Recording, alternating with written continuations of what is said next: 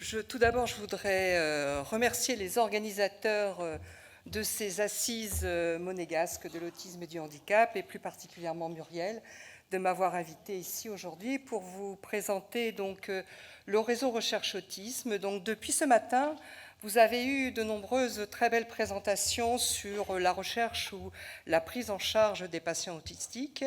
Moi, je ne vais pas du tout aborder ça, je ne suis pas du tout spécialiste de l'autisme. Je vais vous parler de l'organisation de la recherche. Et quand j'ai fait de la recherche, puisque j'ai aussi longtemps fait de la recherche, mon domaine de compétence était plus dans les maladies neurodégénératives que dans l'autisme. Mais il y a 5 ans, j'ai rejoint l'Alliance Avisan, l'Alliance nationale pour les sciences de la vie et de la santé. Et je vais vous présenter en quelques diapositives ce qu'est l'Alliance, parce que je pense que c'est important que vous compreniez ce que c'est cette organisation de la recherche en France, avant de vous parler donc du réseau Recherche Autisme. Alors, hop là, ça va très vite. Donc, l'Alliance nationale pour les sciences de la vie et la santé a été créée en 2019 pour tenter de fédérer, de rassembler les chercheurs des différents domaines et qui puissent échanger, quel que soit l'organisme auquel ils appartiennent. Donc, Avisan est constitué de 9 instituts thématiques multi-organismes. Thématique, pourquoi? Parce que les sciences de la vie et de la santé ont été divisées en 9 grands domaines des sciences de la vie. Pour nous, c'est les neurosciences, sciences cognitives, neurologie, psychiatrie. Mais vous voyez qu'il y a aussi un ITMO, on les appelle comme ça, un ITMO cancer, un autre pour la santé publique, un autre pour les technologies pour la santé. Vous voyez, les sciences de la vie sont divisées en 9 grandes thématiques. Alors maintenant, multi-organismes, pourquoi? Eh bien parce qu'au sein de l'Alliance Avisan sont regroupés les chercheurs de l'INSERM, le CNRS, l'université, l'hôpital, mais aussi l'INRA, l'Institut national de recherche agronomique, l'INRIA, l'Institut national de recherche en informatique et en automatique, l'Institut Pasteur, le CEA, enfin bon, voilà, beaucoup, tous les organismes, en fait, où on fait de la recherche en France. Et la mission de chaque ITMO est de définir les stratégies de recherche dans le domaine et d'animer et d'organiser les recherches chacun dans son domaine. Donc maintenant, pour ce qui est de l'ITMO neurosciences, sciences cognitives, neurologie, psychiatrie, c'est une petite équipe, 2 directeurs, un qui représente l'INSERM et l'autre le CNRS, puisque nos forces sont principalement localisées dans ces 2 grands organismes. Environ 80% de nos équipes sont soit INSERM, soit CNRS, soit mixtes avec l'université, l'hôpital et tous les autres organismes d'Avisan. Et nous travaillons aussi avec un groupe de 35 experts qui représentent tous les domaines scientifiques de l'ITMO, mais aussi les instances d'évaluation, c'est-à-dire les présidents des commissions de l'INSERM, du CNRS, de l'INRA, qui recrutent les chercheurs dans ces organismes, les représentants des présidents des grandes sociétés savantes, la Société des neurosciences, la Société de neurologie, les grands organismes. Donc nous avons 35 experts du domaine qui travaillent avec nous pour définir donc les stratégies à long terme dans notre domaine. Et c'est comme ça que Catherine Barthélémy est notre expert autisme à l'ITMO et qu'on a le plaisir de réunir tous ces gens-là une fois par mois pour discuter et de prendre en compte donc leurs avis pour les différentes stratégies. Donc nos forces en France, c'est environ 740 équipes, les chiffres sont peut-être pas tout à fait exacts, presque 4000 chercheurs et post-doc et étudiants, 18 centres d'investigation clinique, là où on fait beaucoup plus de recherche clinique que de recherche fondamentale, un certain nombre de publications et un certain budget. Donc ces chercheurs font bien sûr des neurosciences fondamentales. Il est important de comprendre comment fonctionne le cerveau, donc des études qui vont de la biologie des cellules neuronales à la physiologie, de la perception à l'action, en incluant bien sûr la cognition, les comportements et le développement et le vieillissement. Aussi des neurosciences cliniques, et là c'est l'analyse de toutes les études des maladies neurologiques, des maladies psychiatriques et des troubles des organes des sens. Alors, la compréhension de l'organisation du fonctionnement du cerveau tout au long de la vie constitue bien sûr un des défis majeurs de la connaissance. Notre cerveau est le fruit d'une longue évolution qui a conduit à l'hominisation. Et comme vous l'a dit ce matin Frédéric, il y a plus de 100 milliards de neurones connectés entre eux par des millions de kilomètres d'axones et de l'ordre de 10 000 à 100 000 milliards de synapses. Ces synapses qui sont donc, comme vous l'a très bien montré Frédéric, ces endroits de communication entre les neurones. En fait, au niveau des synapses, quand un neurone veut communiquer quelque chose au neurone suivant, il va libérer un médiateur chimique. Vous avez dû entendre parler de la dopamine pour le Parkinson, par exemple. Eh bien, cette dopamine, ce médiateur chimique, va être libéré dans ce petit espace qu'on appelle la synapse. Il va aller agir sur le récepteur qui est localisé sur le neurone suivant. Et ce neurone, qui reçoit en même temps des informations de dizaines de synapses, va intégrer toutes ces informations, générer un message qu'il va aller lui-même transférer au neurone suivant. Et c'est comme ça que la communication se fait dans le cerveau, d'un neurone à l'autre. Et là, on vous dit 100 milliards de neurones, mais pour aujourd'hui encore, personne ne vous a parlé des cellules gliales. Il y en a encore plus. Et ces cellules gliales sont aussi là dans le cerveau et jouent un rôle aussi fondamental de communication et de soutien aux neurones. Alors bien sûr, toute cette organisation fait que la recherche en neurosciences, sciences cognitives, neurologie, psychiatrie est plus que tout autre domaine des sciences du vivant confrontée à la question de la complexité. Je crois que toutes les présentations que vous avez eues aujourd'hui vous ont bien montré combien il est compliqué, combien notre cerveau est complexe et combien il est différent d'un individu à l'autre. Alors, les maladies du cerveau et du système nerveux représentent le premier poste de dépenses en santé, toutes pathologies confondues. Si vous ajoutez les dépenses du cancer et des maladies cardiaques, donc c'est cancer plus maladies cardiaques, vous n'arrivez pas encore aux dépenses des maladies du cerveau. Selon l'OMS, plus d'un tiers de toutes les maladies elles représentent plus d'un tiers de toutes les maladies dans les pays riches. Et en Europe, près de 380 millions de personnes sont atteintes. Comme vous voyez, les céphalées sont les troubles qui sont les plus fréquents. Viennent ensuite les troubles liés à l'anxiété, les troubles du sommeil, les troubles de l'humeur, les maladies psychosomatiques, l'addiction, les AVC, les démences. Voilà, il y a un classement qui a été fait en 2012, mais qui est pratiquement identique aujourd'hui. Et bien sûr, toutes ces maladies du cerveau représente un coût gigantesque. Pour l'Europe, le coût est estimé à 800 milliards d'euros annuels, dont 420 milliards pour la psychiatrie. Ce sont des coûts de frais directs et indirects. La charge sociale et les coûts engendrés par les maladies du cerveau et du système nerveux vont bien sûr encore augmenter dans les années à venir. Pourquoi ? Plusieurs paramètres. L'augmentation de l'espérance de vie. Ceci est une excellente nouvelle, à condition de vieillir en bonne santé. Et l'on considère qu'actuellement, une Japonaise sur 2 née cette année atteindra l'âge de 100 ans. Donc une grande augmentation de l'espérance de vie. Et ceci, bien sûr, a des conséquences. C'est aussi l'augmentation de la prévalence des maladies du cerveau et du système nerveux.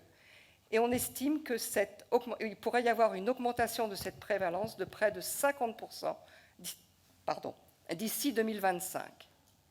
Et des estimations disent aussi qu'une personne sur 4 sera atteinte d'une maladie du cerveau et du système nerveux au cours de sa vie, ce qui est évidemment colossal. Un autre point très important est ce que l'on appelle l'urbanisation. C'est effectivement la désertification rurale et l'accumulation de ces populations dans des villes, et des villes qui n'ont pas été pensées pour faire vivre tous ces gens.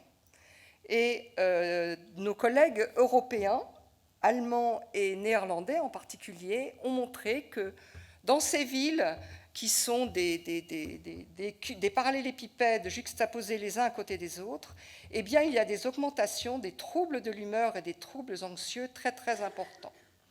Et justement, nos collègues allemands et néerlandais montrent bien, et eux, ils ont travaillé, donc les chercheurs, les psychiatres ont travaillé avec les architectes et les urbanismes, et ils montrent que si l'on respecte certains types de construction, d'espacement entre les immeubles, de les faire avec des terrasses, d'avoir des espaces verts, eh bien, on arrive à réduire de manière importante les troubles de l'humeur et les troubles anxieux. Donc je crois qu'il serait temps aussi qu'en France, on ait quelques équipes qui commencent à travailler en interdisciplinarité entre les neurosciences et les architectes et les urbanismes. Un autre facteur très important pour cette charge sociale est bien sûr la chronicité des symptômes. Malheureusement, quand on diagnostique une maladie du système nerveux ou du cerveau, on n'en guérit pas. On a des pratiques pour améliorer la prise en charge des différents troubles, mais on n'a pas encore trouvé de traitement pour guérir des maladies du cerveau et du système nerveux. Et la chronicité des symptômes fait bien sûr que ceci entraîne une charge sociale importante.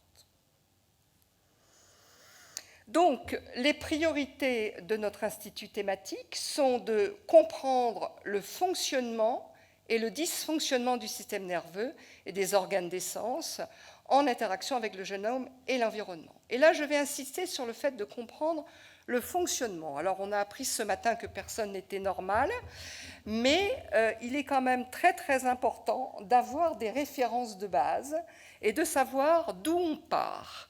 Et pour comprendre les dysfonctionnements, donc les altérations qui vont entraîner des troubles, des pathologies, eh bien, il est important aussi de comprendre le fonctionnement. Donc ces deux types d'études doivent se faire absolument en parallèle. Une autre mission de l'ITMO est de favoriser une approche translationnelle et interdisciplinaire en soutenant le développement de nouvelles technologies avec des débouchés cliniques. Alors, une approche translationnelle, qu'est-ce que ça veut dire?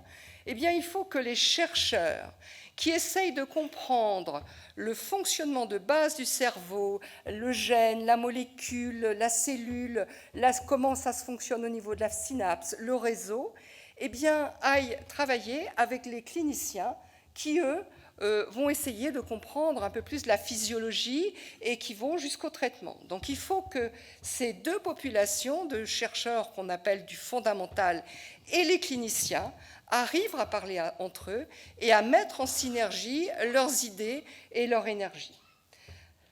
Les approches interdisciplinaires, je vous ai parlé tout à l'heure de l'urbanisation, il est très important, les biologistes seuls et les cliniciens n'arriveront pas à résoudre ce problème de savoir comment fonctionne le cerveau.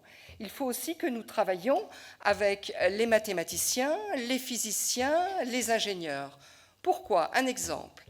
Quand vous prenez le domaine de l'imagerie, actuellement, nous avons des appareils absolument géniaux qui sont capables d'analyser le cerveau à quelques dixièmes de millimètres, mais évidemment, ça vous génère des quantités de résultats absolument colossales. Et bien sûr, ce n'est pas en regardant une imagerie que vous allez pouvoir comprendre et voir ce qui se passe. Donc, nous sommes obligés de travailler avec des mathématiciens et des physiciens qui mettent au point des algorithmes pour analyser ce que l'on appelle les big data et qui sont générés dans beaucoup de domaines maintenant, aussi lorsque l'on analyse des cohortes de patients pour étudier justement les vulnérabilités ou les risques. Il faut faire ça sur des cohortes de plusieurs milliers de personnes.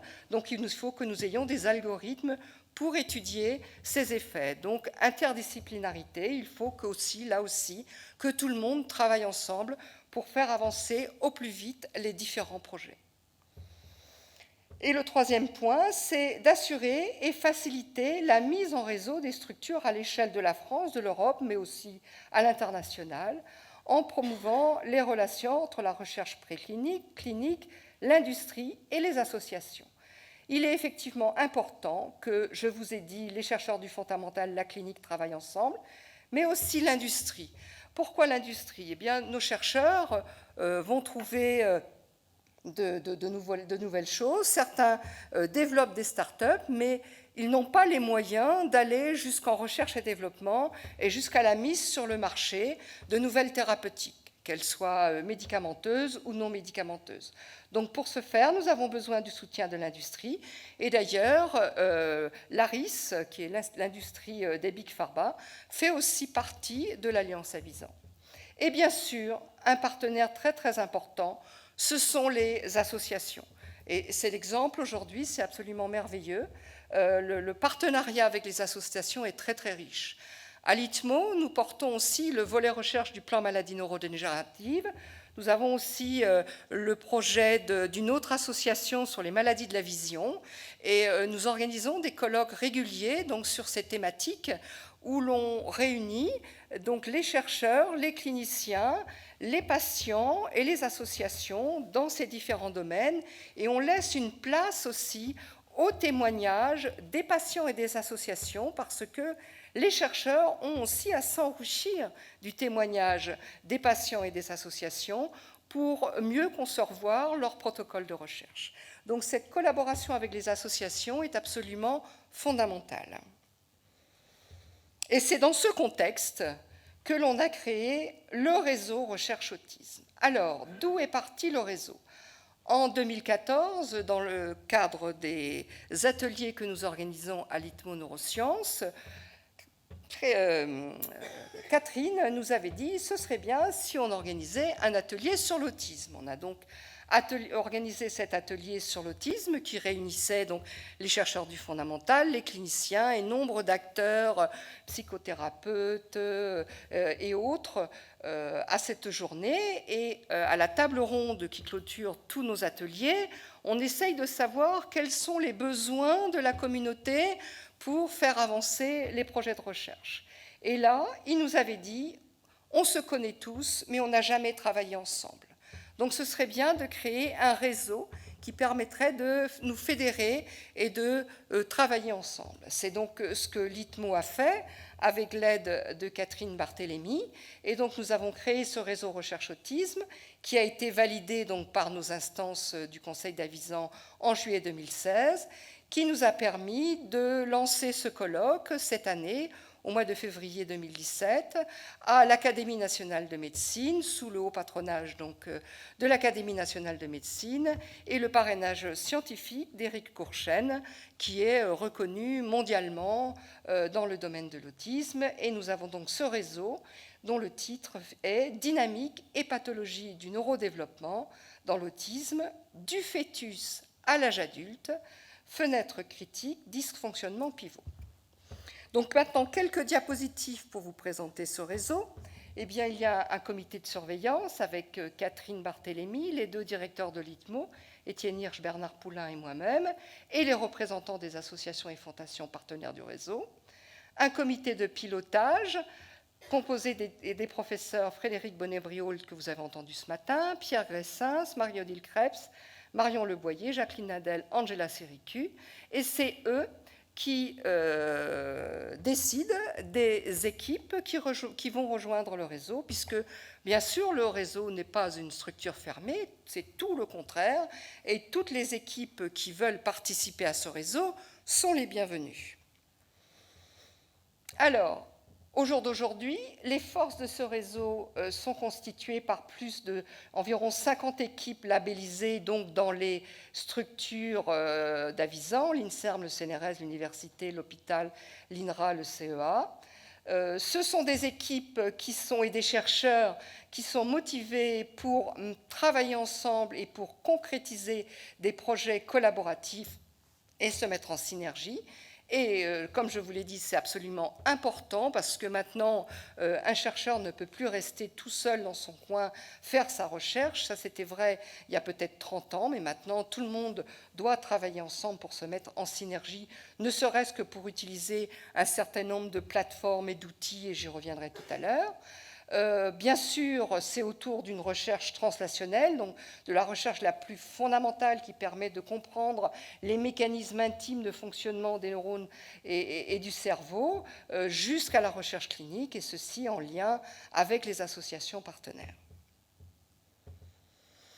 L'état de l'art, je vais passer assez vite sur ces diapositives parce que vous en avez entendu parler toute la journée par des spécialistes dont je ne suis pas. Évidemment, le trouble du spectre de l'autisme est un trouble du neurodéveloppement d'origine anténatale qui perdure tout au long de la vie. Donc c'est le phénomène de chronicité dont je vous parlais tout à l'heure et qui malheureusement touche environ un nouveau-né sur 150 selon la Haute Autorité de Santé. Et pour le moment, nous n'avons pas encore beaucoup d'outils, pas de marqueurs biologiques, ni pas de thérapie spécifique validée à ce jour. Alors, parmi les maladies neurodéveloppementales, l'autisme a des spécificités, je vais aller très vite. Ce sont des anomalies anatomo-fonctionnelles cérébrales qui sont témoins de perturbations très précoces dans les cascades du neurodéveloppement. Plusieurs centaines de gènes, je crois qu'on en est à 700, ont été décrits comme pouvant avoir une incidence sur la structure de la fonction synaptique. Alors ceci ne veut pas dire que tous ces gènes vont être pertinents pour l'autisme, et ça ne va pas être un gène, ça a déjà été dit, mais ça va être une combinaison de plusieurs gènes. Et d'autres facteurs qui pourraient être très importants sont des facteurs environnementaux et en particulier tous les processus neuro-inflammatoires qui pourraient aussi jouer un rôle très important dans l'apparition de ces troubles du neurodéveloppement.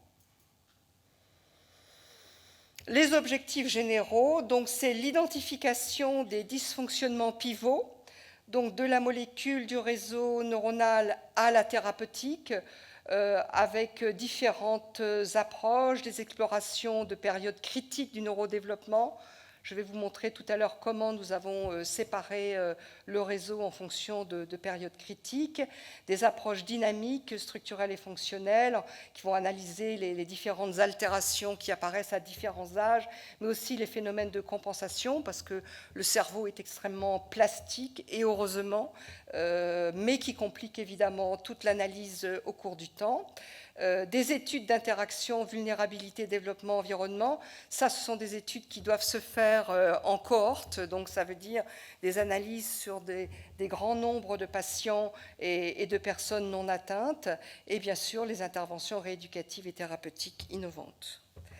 Donc, comment s'organise le réseau? C'est une proposition. Pour le moment, nous avons 4 principaux axes qui sont séparés en fonction des âges. L'axe 1, c'est la période anténatale, périnatale, prématurité. Ce sont les interactions précoces et gènes-environnement. On vous en a parlé ce matin, un certain nombre de présentations, et en particulier celle de Frédéric Bonnet-Brio vous en a parlé. Cet axe est porté par Pierre Gressens. L'axe 2 s'adresse plutôt à la petite enfance. C'est les trajectoires de développement, exploration neurofonctionnelle et corrélation bioclinique. C'est l'axe porté par Frédéric Bonnet-Briault que vous avez entendu ce matin, et qui consiste donc dans des explorations neurofonctionnelles très très efficaces. Elle vous a expliqué tout ce qui se fait à Tours et qui est vraiment un exemple en France absolument formidable, et qu'il faudrait arriver à disséminer et à reproduire dans différents grands centres en France. Ensuite, l'adolescence, tout le monde a dit ce matin que c'est une période rock'n'roll. Effectivement, c'est une période très compliquée, et donc nous avons dédié un axe à cette période-là, trajectoire évolutive de l'adolescence à l'âge adulte, et cet axe est porté par Marie-Odile Krebs et Catherine Barthélémy. Et le dernier axe, bien sûr, les troubles autistiques à l'âge adulte. Il est très important de faire de gros efforts aussi sur la recherche de la prise en charge de l'autisme adulte, et cet axe est porté par Marion Leboyer. Et en plus de ces 4 axes, nous avons des axes transversaux, donc qui sont plus des approches technologiques qui vont pouvoir s'appliquer aux 4 axes précédents. Un axe de technologie d'exploration et thérapeutique émergente porté par Jacqueline Nadel, un axe sur les modèles animaux et en particulier le primate qui permet de tester un certain nombre de molécules et d'innovations technologiques portées par Angela Sérigu, et un axe d'exploration des anomalies immuno-inflammatoires qui est quand même une piste très, très intéressante et novatrice qui est portée aussi par Marion Leboyer. Maintenant, quels sont les outils de ce réseau? Je vous ai listé ici les outils qu'utilisent déjà donc, les différents chercheurs de ce réseau. Il y a bien sûr des cohortes, c'est très très important de faire des cohortes en population générale, et ça c'est pour étudier, je dirais, l'état de base, la normalité entre guillemets. Ensuite, des cohortes spécialisées, il y a la cohorte ELENA, la cohorte Épipage 2, et puis nous voudrions mettre en place une cohorte de grands prématurés, puisque maintenant on sait que c'est une maladie anténatale, donc il est important d'avoir une cohorte qui commence à accumuler les données dès la naissance, et en particulier de grands prématurés, puisque l'on sait que la prématurité augmente, je crois, d'un facteur 7 la prévalence de développer un autisme. Donc il serait très intéressant de suivre aussi ces grands prématurés. Ensuite, il y a des réseaux. Dans le cadre de la Fondation fondamentale qui a été montée par Marion Leboyer, il y a un réseau expert Asperger. Il y a bien sûr les CRA, les centres de ressources autisme, qui jouent un rôle très très important, et vous devez sûrement les connaître, ils sont répartis sur tout le territoire, et ils jouent un rôle très très important dans le diagnostic et la prise en charge des patients atteints d'autisme. Bien sûr, il y a aussi un certain nombre de plateformes. Maintenant, chaque laboratoire ne peut pas avoir ces plateformes, donc il faut qu'elles soient partagées. Donc des plateformes d'imagerie, mais aussi d'analyse du microbiote, on en a parlé un tout petit peu. On sait que les prématurés ont des microbiotes qui ne sont pas matures, et dans des études qui sont faites à l'INRA, il y a des études très intéressantes qui vous montrent que le microbiote des prématurés est associé à des troubles psychiatriques. Et maintenant, il y a des études qui sont faites dans des modèles expérimentaux de changement du microbiote et qui améliorent énormément l'apparition, qui réduit l'apparition des troubles psychiatriques dans ces modèles expérimentaux. Évidemment, des plateformes d'études virologiques, puisque l'immuno-inflammation pourrait jouer un rôle important aussi. Les plateformes de génétique, d'immunologique, de transcriptomique. Transcriptomique, c'est pour analyser bien sûr toutes les protéines, et donc on vous a parlé de ces fonctions synaptiques, de tous ces gènes modifiés, de toutes ces protéines qui interviennent dans la fonction synaptique.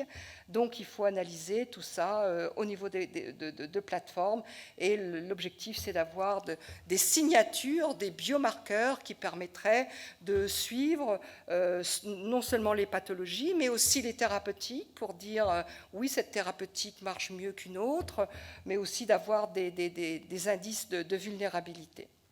Et aussi un certain nombre de ressources bioinformatiques, c'est ce que je vous disais tout à l'heure.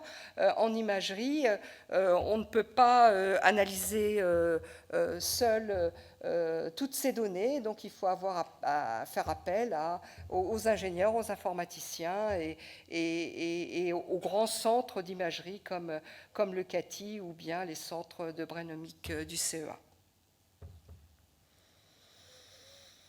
Alors, ça, c'était les axes auxquels on avait pensé jusqu'à il y a 2 ans. Et puis là, en réfléchissant, on s'est dit qu'il fallait que l'on ouvre le réseau. Et avec Catherine, on a pensé qu'il pourrait y avoir 2 nouveaux axes qui pourraient être très, très importants pour le réseau. Un axe sur les sciences cognitives de l'éducation et de l'apprentissage. Effectivement, en France, on a des forces très, très importantes dans les sciences de l'apprentissage. Je ne vous citerai que, par exemple, Stanislas Lehen, qui est professeur au Collège de France et qui étudie énormément tous les mécanismes d'apprentissage du langage, mais aussi des mathématiques, de la physique.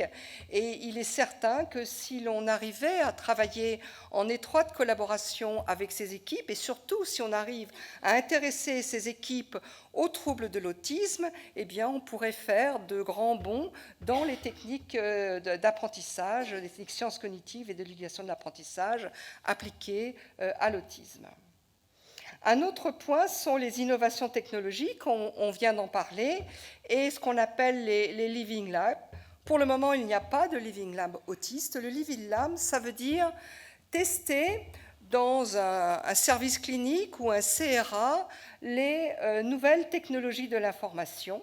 Et il serait peut-être intéressant, justement, dans ces nouvelles technologies de la communication, des e-thérapies, mais aussi des systèmes connectés, pourquoi pas des stimulations cérébrales non invasives, des interfaces cerveau-machine, la réalité virtuelle, de voir si toutes ces nouvelles technologies ne pourraient pas bénéficier aux troubles de l'autisme. Et Catherine, ce matin, vous a parlé des consultations qu'on pourrait appeler écologiques, donc de ces enfants qui pourraient être filmés chez eux, dans leur chambre, dans leur salon, avec le médecin qui est dans son cabinet et qui observe l'enfant in situ, chez lui, et je suis sûre que ces observations pourraient révolutionner le diagnostic de certains enfants. Et c'est des technologies qu'il va falloir mettre en place et qu'il va falloir intégrer dans un avenir relativement proche dans toutes ces pratiques autour de l'autisme. En résumé, ce réseau, donc, en réunissant l'ensemble des acteurs majeurs du domaine, membres d'Avisan, renforce la visibilité et l'excellence de la recherche sur l'autisme du fœtus à l'adulte. Le réseau recherche autisme au sein de la recherche en neurosciences se nourrit des connaissances et découvertes liées à d'autres pathologies. C'est un point absolument fondamental. Ce n'est pas parce que l'on fait de la recherche sur l'autisme qu'il faut rester cloisonné dans la recherche sur l'autisme. Les recherches sur les maladies neurodégénératives peuvent apporter des données qui peuvent être bénéfiques à l'autisme et vice-versa. Donc il est très important que tous les domaines des neurosciences puissent échanger et puissent participer à des discussions pour s'enrichir les uns les autres. Et ce réseau, qui va obliger les équipes à travailler ensemble, devrait faciliter l'accès aux programmes européens et internationaux, puisque maintenant, la majorité des appels d'offres européens et internationaux demande que ce ne soit pas une équipe qui dépose un projet, mais un mini-réseau, au moins 3-4 équipes, voire un consortium, jusqu'à 10-12 équipes nationales, mais aussi internationales.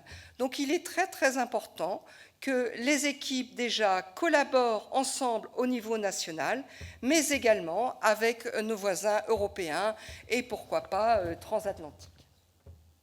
Et bien sûr, ce réseau, comme nous sommes à l'Alliance Avisan, nous sommes donc entre les ministères et toutes les structures, eh bien, nous participons à la discussion sur le 4e plan autisme, et le réseau est le cœur du volet recherche autisme du 4e plan autisme qui est en cours d'élaboration. Voilà, je vous remercie.